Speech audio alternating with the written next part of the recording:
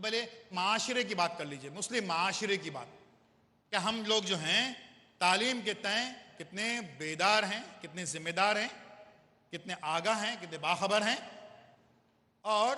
تعلیم ہماری کوئی ترجیح ہے، پرائیورٹی ہے، اس کو ہم سمجھتے ہیں، اس کو جاننے کی ضرورت ہے۔ فرض کیجئے، دیکھیے ہندوستانی مسلمانوں کے سارے حالات کا جائزہ لے کر سچر کمیٹی نے رپورٹ دے دی کہ مسلمانوں کی حالات دلتوں سے زیادہ بدتر ہے، بری ہے، لیکن اگر فرض کیجئے یہی سچر کمیٹی کے اراکین کسی مسلمان کی شادی میں گئے ہوتے اور ان کو مسلمانوں کی حالت کی رپورٹ جو ہے وہ شادی کی بنیاد پر تیار کرنی ہوتی کہ بھئی کسی مسلمان کے یہاں شادی میں جا اور اس کی بنیاد پر رپورٹ پیش کرو حکومت ہند کو کہ ہندوستانی مسلمانوں کی حالت کیسی ہے، تو انہوں نے کیا رپورٹ پیش کی ہوتی؟ جو شادی میں گئے ہوتے انہوں نے یہ رپورٹ پیش کی ہوتی کہ مسلمانوں کے پاس اتنے سارے زیورات ہیں کہ لگتا ہے کہ مسلمانوں کے اپنی سونے کی کانیں ہیں، مسلمانوں کے پاس جو ہیں وہ بڑے بڑے مرغیوں کے فارم ہاؤسز ہیں جہاں لاکھوں مرغیاں پالی جاتی ہیں اور کاٹی جاتی ہیں، شادیوں میں بانٹی جاتی ہیں،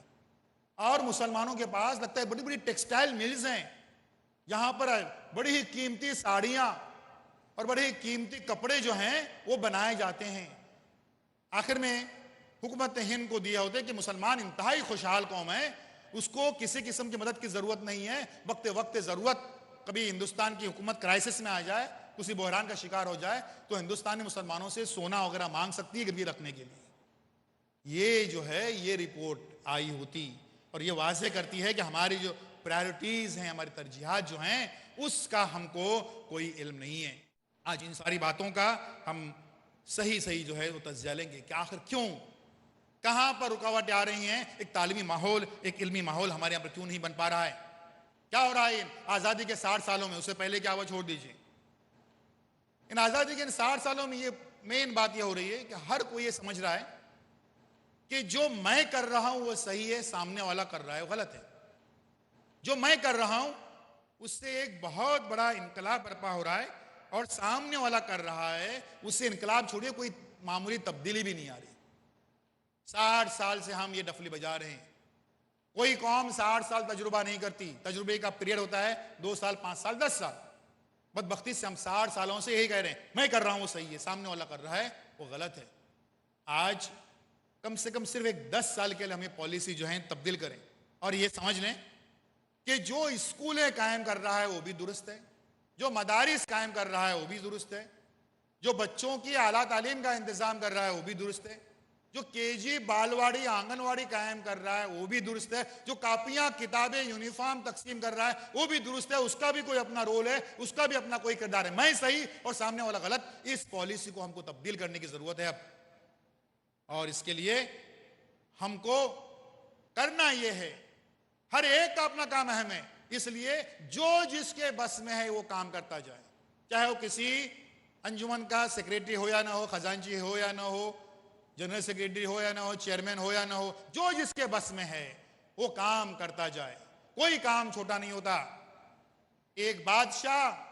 اپنی آدھی سلطنت کسی کو دے دیتا ہے اور ایک فقیر اپنی آدھی روٹی کسی کو دے دیتا ہے، اللہ کی نظر میں دونوں برابر ہیں،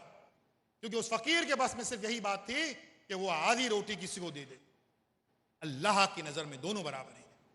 جو جس کے بس میں ہے وہ کام کرتا جائے۔ ہمیں معلوم ہے کہ ہمارے مسلم معاشرے میں سماجی، فلاحی، تعلیمی کام کرنا آسان نہیں ہے، کیونکہ آج بھی تمام تر اویئرنیس اور تمام تر بیداری کے باوجود اس قوم میں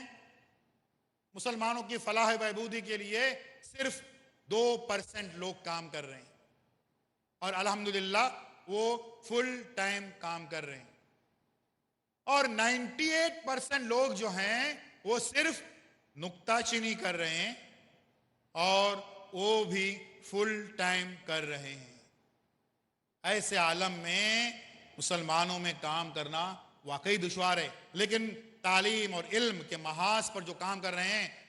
ان کو میری یہ رائے ہوگی کہ اپنی جلد جو ہے اس کو تھوڑی موٹی بنا لیجیے اور ہر قسم کی تنقید کیا، نکتہ چینی کیا، عیب جوئی، کو بھی برداشت کرنے کی صلاحیت اپنے اندر پیدا کر لیجئے۔ نیک کاموں میں مشکلات کا آنا سنت ہے۔ اگر آپ نیک کام کر رہے ہیں، اچھے کام کر رہے ہیں، اور اس میں اگر مشکلات، دشواریاں، رکاوٹیں نہیں آ رہی ہیں تو آپ کو تعجب ہونا چاہیے، ارے کیا بات ہے، لگتا ہے میرا کام صحیح نہیں ہے، کیوں کوئی نکتہ چینی نہیں کر رہا ہے، کوئی رکاوٹیں نہیں ڈال رہا ہے۔ اس لیے علم اور تعلیم کے محاذ پر جو بھی کام کر رہے ہیں وہ یہ سمجھ لیں کہ ان کو رکاوٹیں یقینی طور پر اس میں آ جائیں گی۔